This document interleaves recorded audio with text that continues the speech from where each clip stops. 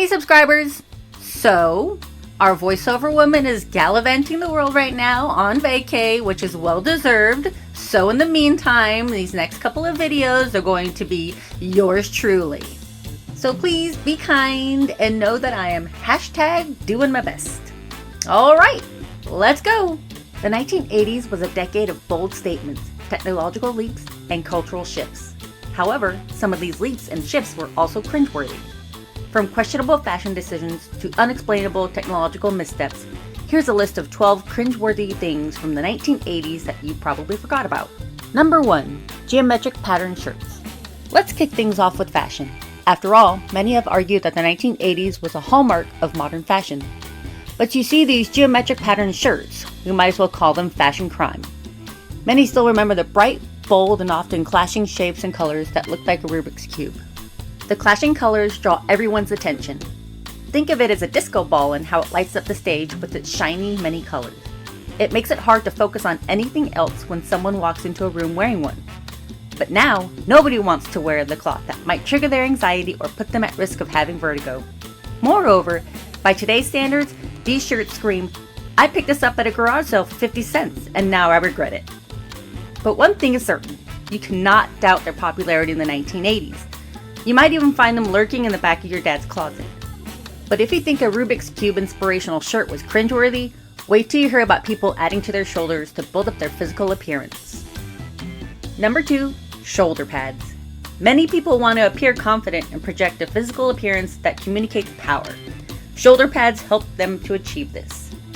They started out subtly enough, adding a bit of structure to blazers, but by the mid-1980s, these things became oversized and cartoonish. When you see someone dressed up using a shoulder pad, you might even think that they're going for the look of a fairy with wings and all. Some of these shoulder pads rivaled the NFL linebackers at some point, making even the daintiest person look like they could tackle a small car. They were in everything. You could be wearing a blazer, a dress, a blouse, or even a t-shirt, and you'll fit those shoulder pads right in. I'm sure by now you are wondering how many people hugged each other without poking an eye out. And let's not forget the unfortunate silhouette they created, making everyone look like an inverted triangle. While these shoulder pads might look cringeworthy now, they were a symbol of female empowerment back then. However, this next item is not so empowering. Number 3. New Coke. Remember that time Coca-Cola decided to fix what wasn't broken? In 1985, they unleashed what they called New Coke. Many people became so interested in what this product could be. Many thought the taste might be improved, while others thought that it had to do with a new formula for making Coke.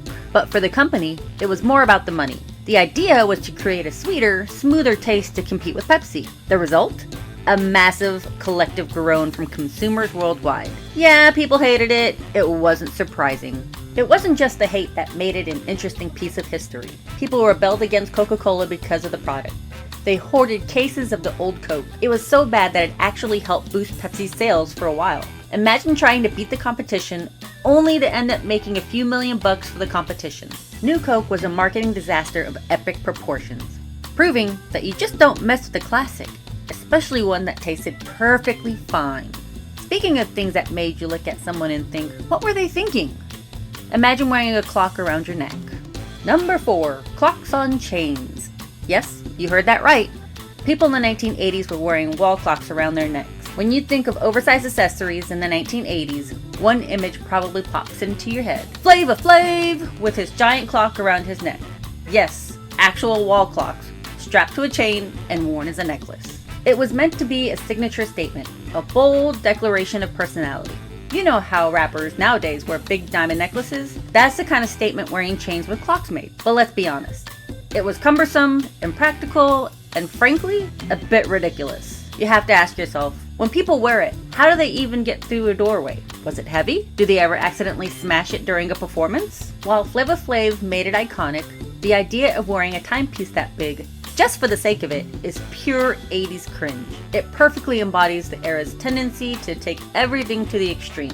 And on the topic of extremes, let's talk about how people pressed irons on their hair. Number 5. Zigzag hairstyle. Hairstyling is one of the most painstaking activities in the world.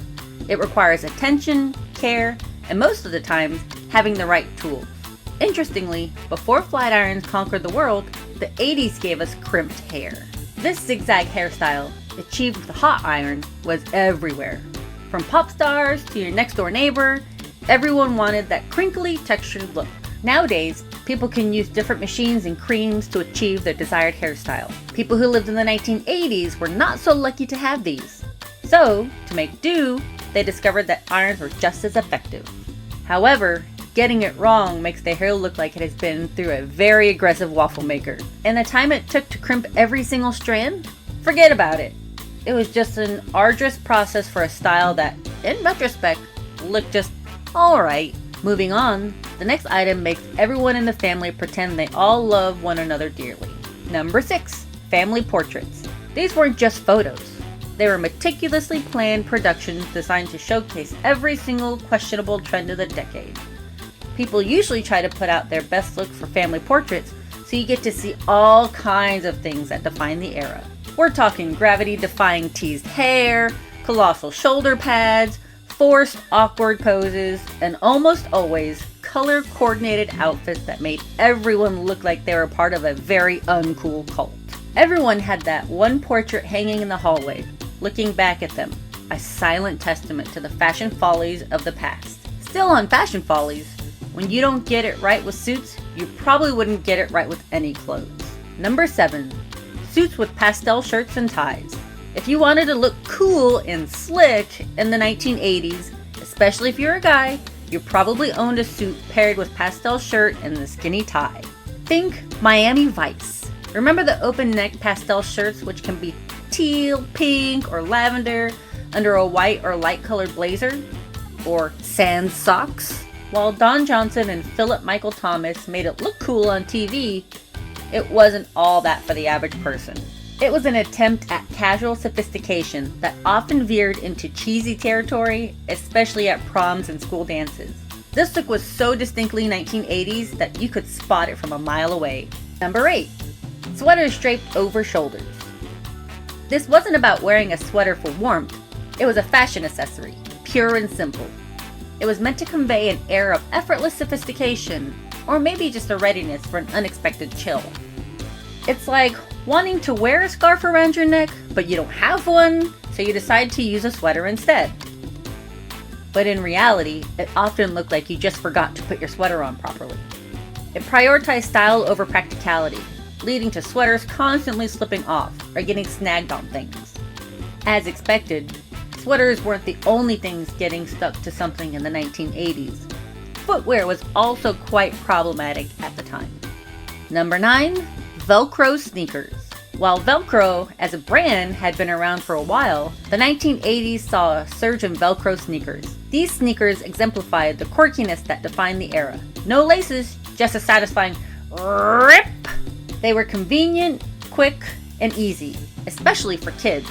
However, as the decade wore on, they eventually became associated with children's shoes and older adults who struggled with laces. Seeing an adult wearing Velcro in the 1980s was a sign of loneliness and probably giving up on life. The problem was simply that although these sneakers offered ease in the 1980s, anything that primarily communicated comfort instead of cool was not regarded as a compliment. That is probably why platform shoes were so successful in the decade before. While these sneakers offered undeniable ease, that distinct Velcro sound became less cool and more comfort first. That's probably why this next one is all about the noise. Coming in at number 10, parachute pants. Parachute pants are another fashion gem that had everyone scratching their heads. These tight-fitting, shiny nylon pants made a swish swish sound with every step. Originally inspired by breakdancing culture, they quickly became a mainstream and often ridiculed trend.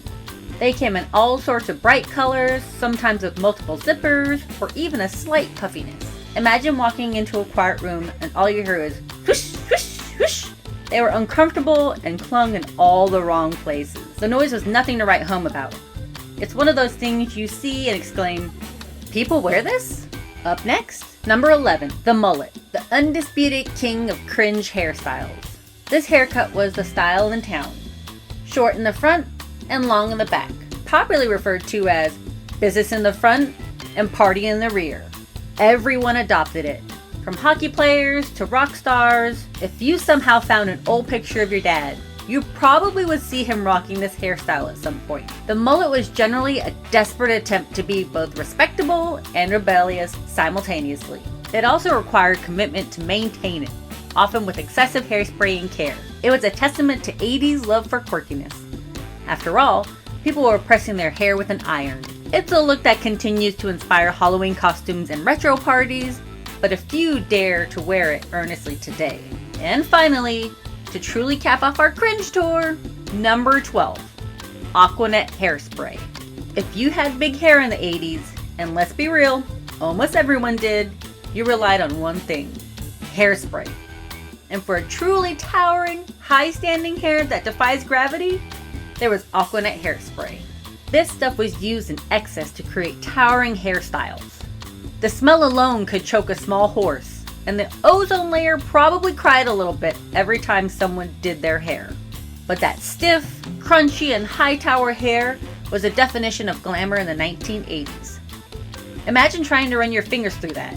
And just like the many things talked about so far, this was a testament to the strong commitment spirit of the era. And there you have it, 12 of the cringiest things from the 1980s that somehow defined a decade despite their questionable tastes. Which of these 80 cringes do you remember the most? Or perhaps which one did you rock back in the day? Let us know in the comments below. And if you enjoyed this video, don't forget to like, share, and subscribe.